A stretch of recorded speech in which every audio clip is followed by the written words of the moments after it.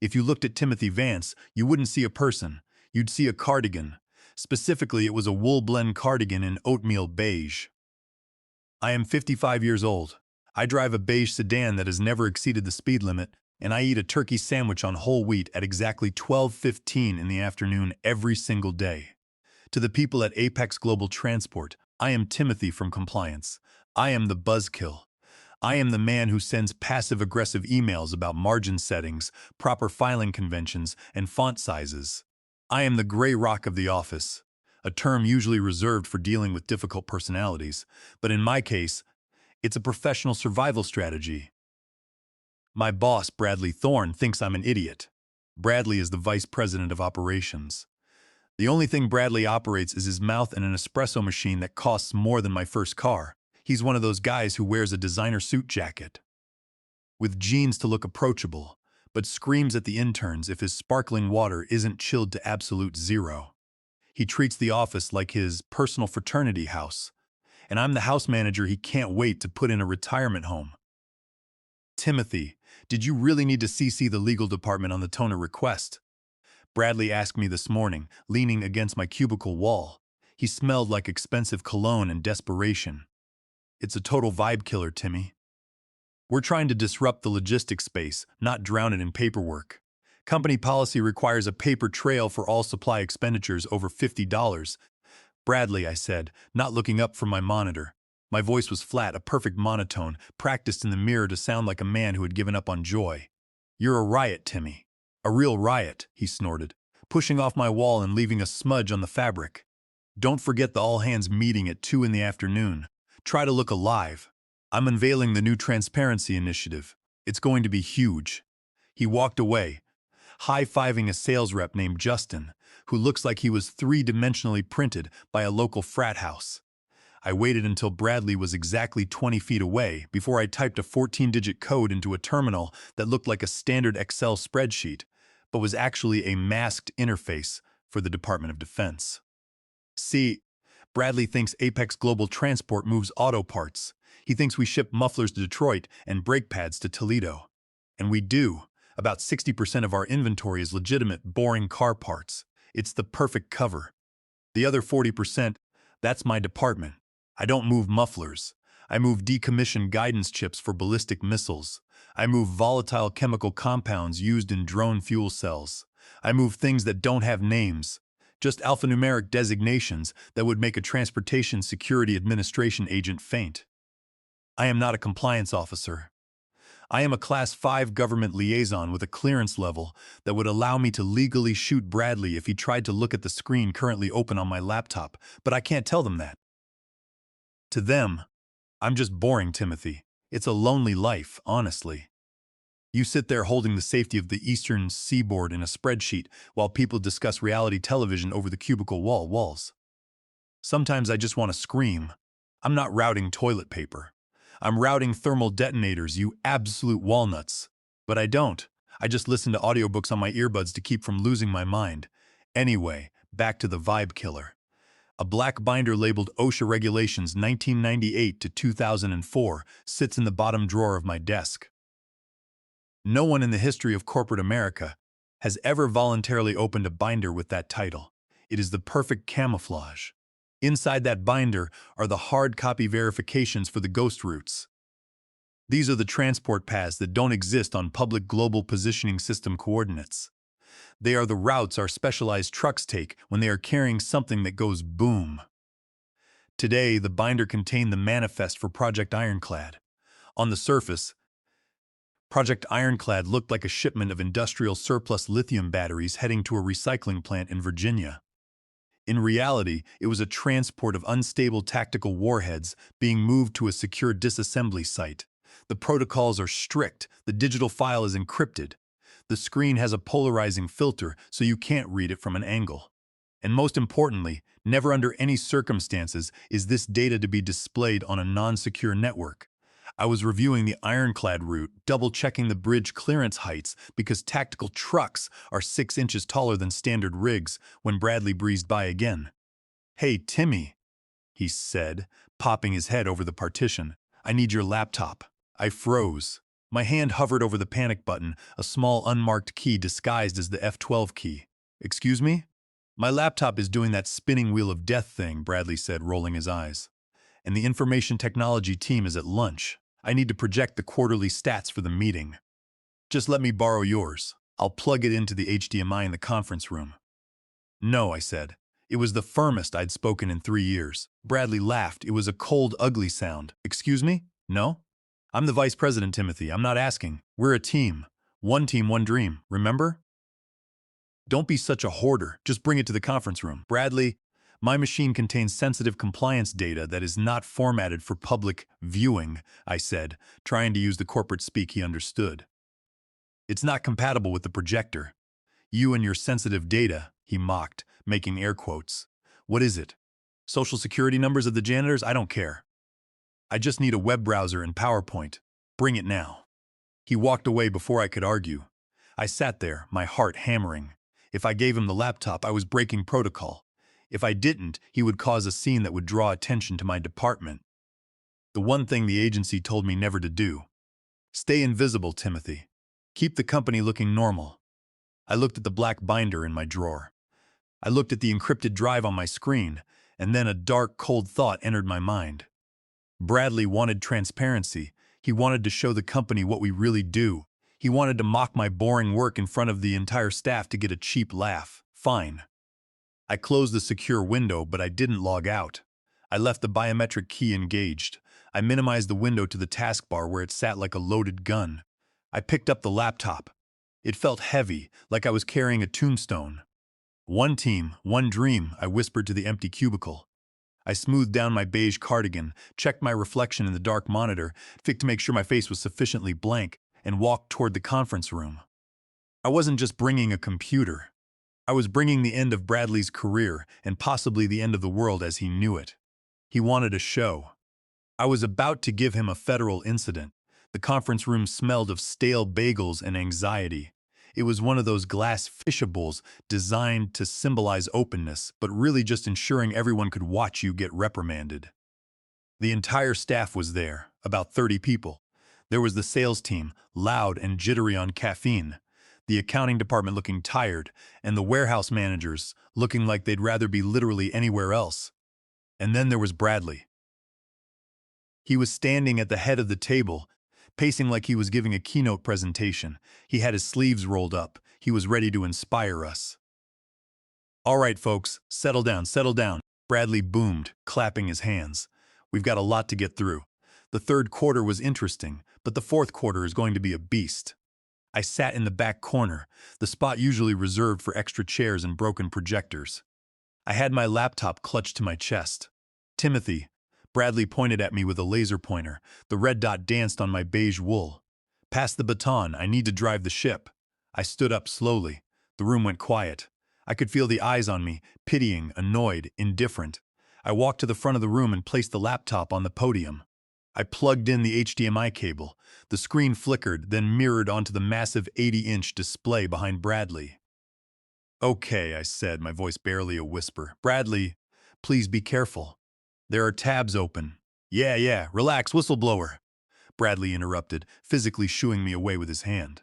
I'm just opening PowerPoint. Go sit down. You're blocking the synergy. A ripple of laughter went through the room as the sales team chuckled at Bradley roasting the librarian. I walked back to my seat, but I didn't sit. I leaned against the back wall, my hand slipping into my pocket, fingers wrapping around my secure company phone. It's a thick, ruggedized device that looks like an old phone from 2008, but connects directly to a secure satellite network. Bradley fumbled with the trackpad. Okay, let's see. Where is my presentation? Ah, here we go. He opened his slides. He droned on for 10 minutes about trimming fat and optimizing workflow, displaying meaningless bar graphs and pie charts. Now, Bradley said, a mischievous glint in his eye.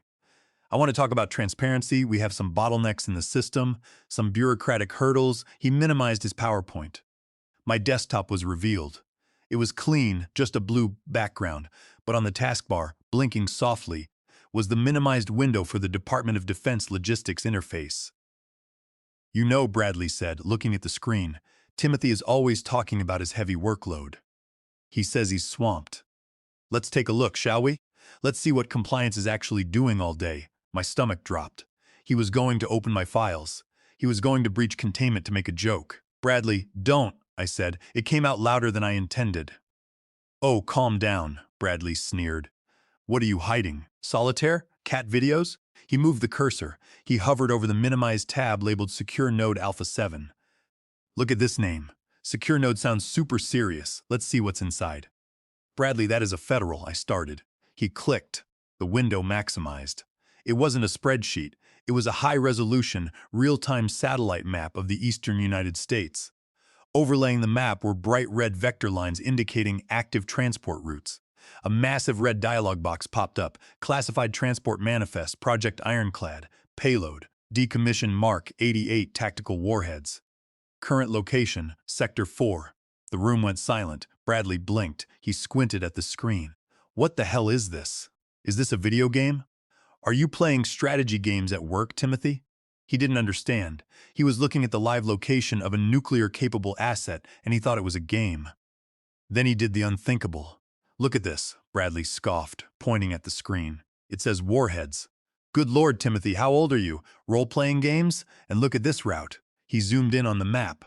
On the screen, the truck was visible at a rest stop off Interstate 95. Bradley laughed, telling the 30 uncleared civilians that I was playing war games on company time. The breach was total, the data exposed. At exactly 2:18 in the afternoon, I pulled out my secure phone, entered the confirmation sequence, and felt the single pulse of receipt acknowledgement. I looked at Bradley, grinning like an ape in a suit. I looked at the coworkers, confused but amused. You want to see what I do? Bradley? I thought. You want to play the game? I didn't rush forward to close the laptop. That would imply I could fix this. This wasn't fixable. This was a level 5 containment failure. It's not a game, Bradley, I said, my voice eerily calm. Sure. Bradley waved his hand, turning back to the screen to mock the font choice of the classified warning. He had no idea. He thought he was winning the meeting. He didn't know I had just locked the doors to the cage, and he was trapped inside with the predator. I sat down, crossing my legs and folding my hands over the phone. I watched the second hand on the analog clock tick. In the room, Justin from sales laughingly asked Bradley if the warheads were for the war on high prices. They high-fived, oblivious to the silence about to fall. The protocol for a level 5 breach is automated. It's designed to contain information leaks faster than human error can spread them. It relies on a private security contractor, authorized by the Department of Homeland Security, colloquially known as the Cleaners. Bradley tried to close the window, but the cursor was frozen. He jiggled the mouse and tapped the trackpad in frustration. Your little game crashed the laptop, he barked, hitting Control-Alt-Delete. It's not crashed, Bradley, I said. Well, it's not working, fix it. At exactly 2:20 in the afternoon, the television's wireless signal vanished. The Cisco router lights turned solid amber. Phase 1, digital blackout, had begun. Outgoing data was severed to prevent the leak from hitting the public internet. Soon, employees complained that their corporate emails and payroll uploads had failed. Justin muttered that his phone had lost all service and asked if anyone else had bars. Bradley dismissed the complaints, attributing it to the concrete building and storm interference, and began talking about synergy again, waving his hands to regain control of the room. I felt a second vibration in my palm. Phase 2, physical containment. Bradley, I said. He ignored me. So, if we look at the logistics of the third quarter, Bradley, I said slightly louder. What? He snapped, turning to me. What is it now? Can't you see I'm trying to save this meeting? You might want to check the door, I said. Bradley stared at me like I was speaking a foreign language. The door? Why? Did you order pizza? Is that why you're interrupting me? Did you order pizza on the company card? Just check the door, Bradley. He huffed, threw his hands up, and marched over to the glass door of the conference room. It was a heavy glass slab with a brushed steel handle. He grabbed the handle and pulled. It didn't move. He pulled harder. The glass rattled slightly in the frame, but the mechanism held fast. What the hell? Bradley muttered. He used 2 hands. He put his foot against the frame and yanked. The door was solid. It's stuck, Bradley said, turning to the room. The handle is jammed. Justin, give me a hand. Justin. The human golden retriever jumped up. I got it, boss. Justin grabbed the handle, yanked, and nothing happened. Did you lock it? Bradley glared at me. Did you lock us in? I don't have the keys, Bradley, I said. Mag locks are electronic. They're controlled by the building's security system. Well, call the front desk, Bradley shouted. Tell them to reset the locks. I can't, I said. Phones are down, remember? A murmur of unease started to ripple through the room. The laughter was gone. The air felt suddenly thinner.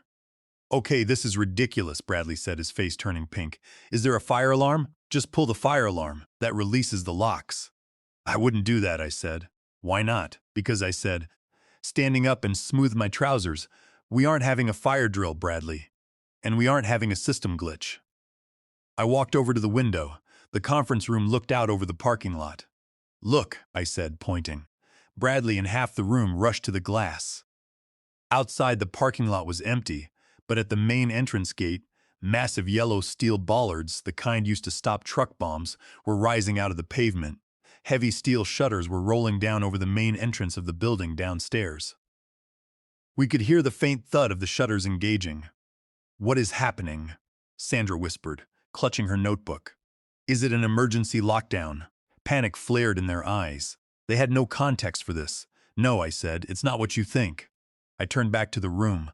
I let my shoulders drop. I let the compliance Timothy mask slip off just a little. My posture straightened. My eyes went cold.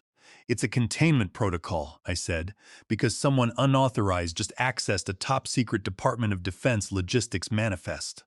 I looked directly at Bradley. You wanted to see what I do, Bradley. You're seeing it. You just triggered a federal lockdown. For 3 seconds, nobody moved. They just stared at me. It was as if the office furniture had suddenly started speaking. Federal lockdown? Bradley laughed, but it was a nervous, high-pitched sound. Okay, very funny. You're really committing to this joke, Timothy. What is this, a prank? Did you hire actors? Look at the screen, Bradley, I said, gesturing to the giant display behind him. He turned. The map was gone. The Warhead's manifest was gone. The screen was now entirely black except for a single pulsating logo in the center, the Department of Homeland Security seal, and beneath it a timer counting down from 45 minutes. That's a screensaver, Bradley said, his voice wavering. That's just a graphic. With a heavy thump, the overhead fluorescent lights cut out. The room plunged into darkness for a heartbeat before the emergency red lighting flickered on. The hum of the air conditioning vents died, replaced by the deep pressurized hiss of the air scrubbers sealing the intake. Oh God, Chloe started to hyperventilate. We're trapped in the dark. Everyone stay calm, Bradley shouted, trying to find his leadership voice in the red gloom. It's a power outage, that's all. The shutters are storm precautions. It's automatic. It's sunny outside, Bradley, Justin pointed out, his voice trembling. Shut up, Justin, Bradley snapped. He pulled out his cell phone again, frantically tapping the screen. Why won't this thing connect? I need to call facilities. There is a localized signal jammer active, I said. I walked over to the head of the table, Bradley's spot. I sat on the edge of the desk. It blocks all cellular and wireless frequencies to prevent data leaks. Nothing goes in or out until they clear the site. Who is they? Asked Chloe, a young marketing coordinator who was hugging her knees. The security team's coming to see why Bradley projected a nuclear transport route onto a wall, I said. Bradley spun around, his face a mask of sweat and red light. Stop saying that. I didn't project a nuclear route. I projected a spreadsheet. You hacked it. You put that image there to embarrass me. He was spiraling. Denial was the first stage of grief for his career. Bradley, I said, my voice cutting through his panic. You took my laptop. You ignored my verbal warning. You bypassed the minimize tab warnings, and then you zoomed in on a classified asset. There are cameras in this room. The webcam on my laptop was active. They saw everything. Who saw? Bradley screamed. Who is watching us? Defense Intelligence, I said, and probably the National Security Agency by now. Bradley backed up until he hit the whiteboard. He looked like a trapped animal. But I'm the vice president. I have authorization. I run this building. You run a logistics hub for mufflers. I corrected him. You do not have clearance for Project Ironclad. In fact, by forcing me to display that data, you've technically committed a violation of the Espionage Act. The room gasped. Espionage? Bradley squeaked. I love this country. I have a flag on my porch. Intent doesn't matter with top-secret data. I said, reciting the security guidelines I'd memorized 10 years ago. Direct disclosure is unauthorized. Negligence is not a defense. The timer on the screen ticked down to 38 minutes. What happens when the timer hits 0? Chloe asked, tears streaming down her face. That's when the breach team arrives, I said. They are currently en route via helicopter from the regional field office. The timer is their flight path. Tactical teams, Sandra sobbed. Something like that, I said. They're going to breach the building. They will secure the room. They will detain everyone for questioning. They will inspect your phones and laptops, and then they will arrest the person responsible for the leak. 30 pairs of eyes turned to Bradley. Now wait a minute. Bradley held up his hands. This is his laptop. He brought it in. He set me up. You all saw it. He handed it to me. We saw you demand it, Bradley, Justin said quietly. He said no and you yelled at him. I was managing, Bradley yelled. That was management. It looked like intimidation to me, said a quiet programmer from the back row. The corporate hierarchy was fracturing. The team was turning on the leader. Listen to me, Bradley pleaded, sweating fusely. We have to fix this. Timothy, you can stop this. Call them off. Tell them it was a mistake. Tell them it was a drill. I looked at him. I looked at the man who had made my life a misery of micromanagement and condescension for 5 years. The man who called my work boring. I can't call them off, Bradley, I said. I'm just the compliance officer, remember? I just filed the paperwork. Don't give me that. Bradley lunged toward me, grabbing my arm. You know what's going on. Fix it, or so help me. I'll fire you right now. I looked at his hand on my cardigan. Touching a federal asset handler during a containment event, I said calmly. That's another charge. Assault on a federal officer. Bradley snatched his hand back as if I were made of fire. Federal officer, he whispered. I stood up. I smoothed the fabric where he'd grabbed me. Sit down, Bradley, I ordered. Not requested, ordered, and for the first time in the history of Apex Global Transport, Bradley sat down. The sound of heavy rotors began to thump against the building. The helicopter was here. Dozens of heavy rhythmic thuds shook the ceiling tiles as operators landed on the roof. Then came the sound of the stairwell doors being breached. The conference room door was breached by 6 operators in full tactical gear who poured into the room, weapons raised. Hands, show me hands. Heads down now. I put my hands flat on the table and lowered my head, but I kept my eyes open. Bradley was paralyzed. Get down, the lead operator screamed. I'm the vice president, Bradley shouted back. The operator didn't argue. He simply grabbed Bradley by the collar and secured him face down on the table. Subject secured, the operator yelled. Mr. Thorne, you are being detained under Title 18 of the United States Code Section 793 for the unauthorized disclosure of defense information. Drag him out, the operator ordered. 2 operators hauled Bradley to his feet. He looked small. The red emergency light gave everyone a ghoulish cast as Bradley was dragged through the shattered glass door, his expression filled with pure confusion. The operators moved quickly, placing the compromised personal devices into a secure bag. All personal devices are seized for forensic analysis, the lead operator announced. I stood by the window, watching. The compliance mask was gone. I was just myself. Okay, everyone, listen to me, I said, my voice projecting clearly. You have 35 minutes before the extraction team finishes securing the perimeter. If you want to get out of this without being detained, you need to do exactly what I say. They nodded, terrified. Take out your badges and phones and place them on the table. Do not try to hide anything. These officers have equipment that can detect a storage drive inside a shoe. Do not make them search you. The sound of plastic and metal clattering onto the table filled the room. Timothy? Chloe asked, her voice trembling. What do we actually do here? I thought we shipped car parts. I sighed. We do ship car parts, I said. Apex Global Transport is a shell company, a dual-use front. The government needs legitimate commercial traffic to hide their secure shipments. If you want to move a critical asset, you throw it in a regular delivery. We're the haystack. All those times the inventory numbers didn't add up, that was me correcting the weight manifests. All those times the basement elevator was out of service, that was because we were moving guidance systems into the sub-level vault. All those night shift drivers who never talk to anyone, they are security contractors. The IT guy's eyes went wide. That's why the server room has a separate fiber line I can't access. It's a direct connection to the military network, I confirmed. The lead operator walked over to me. Mr. Vance, he said, good reaction time on the breach. We clocked the lockdown deployment at 45 seconds post-exposure. That saved the shipment. He was zooming in on the routes, I said, taking a cigarette out of my pocket. I don't smoke in the office, but today I made an exception. He thought it was a game. They always do, the operator sighed. What's the plan here? Do we shut down the site? Headquarters is asking if we need to relocate Apex Global Transport. I took a drag of my cigarette. I looked at the room. Justin was trembling, Sandra was staring at the wall, and the IT guy was cleaning his glasses with shaking hands. If we close the site, they all lose their livelihoods. Bradley was the problem, not them. No, I said. The cover isn't blown. They don't know what they saw. They just know Bradley committed corporate espionage, and the authorities intervened. We can present it that way. Espionage, the operator asked. Yes, I said. We tell them Bradley was stealing proprietary logistics data for a competitor. The lockdown was a sting. We make Bradley the target and the government the protectors of the company's assets. The operator nodded. That works. It keeps the secrets safe. Exactly, I said. Let them keep their jobs. They're good at moving the legitimate freight. Your call, sir, the operator said. I'll report to command. He turned to the room.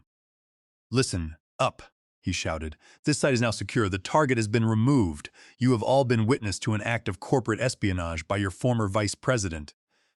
You will all sign non-disclosure agreements before you leave. You will not discuss the specifics of what you saw. You will simply state that Mr. Thorne was terminated. And one more thing, the operator pointed at me. Mr. Vance here is the acting director until further notice. You take your orders from him. Justin looked at me. Timothy, you're in charge. I exhaled a plume of smoke. Apparently, I said. Now, Justin, find a broom. We have glass to clean up. It took 3 hours to process the paperwork. The NDAs were signed, the shutters rolled up, and the sunlight streamed back in. The office was quiet. No one went back to their desks. They all just stood in the ruined room, looking at the empty space. I walked over to the podium, looking at the dangling HDMI cable. My phone buzzed. Transit complete. Ironclad secure. Good work, Agent. I deleted the message and walked back to my cubicle. It looked the same, but it felt different. It was a command post now. The next morning, I moved my things into Bradley's old office. I sat in his leather chair, ordered a darkly roasted espresso, and looked at the bullpen. People were working, actually working. Justin walked by, stopped, and said, Good morning, Mr. Vance. Good morning, Justin, I said. Do we have the manifest for the Toledo shipment? Yes, sir, on your desk in 3 minutes. Make it 2, I said. On it, he said, practically running. I turned to my computer. A new notification appeared. Project Sidewinder, payload classified, Southern Corridor. I approved the route. Most people think compliance is boring. They think the world is run by politicians. They're wrong. The world is run by the people who make sure the dangerous things get where they need to go without anyone noticing. It's run by the people in beige cardigans who know how to keep a secret. Bradley thought this was a game. He forgot the first rule of survival. The loudest monkey is the first one taken. I'm not loud. I'm just compliant. I approved the route, locked the terminal, and took a sip of coffee. Paperwork isn't boring. It's the only thing keeping the secret safe. And I think I'm going to enjoy being the director.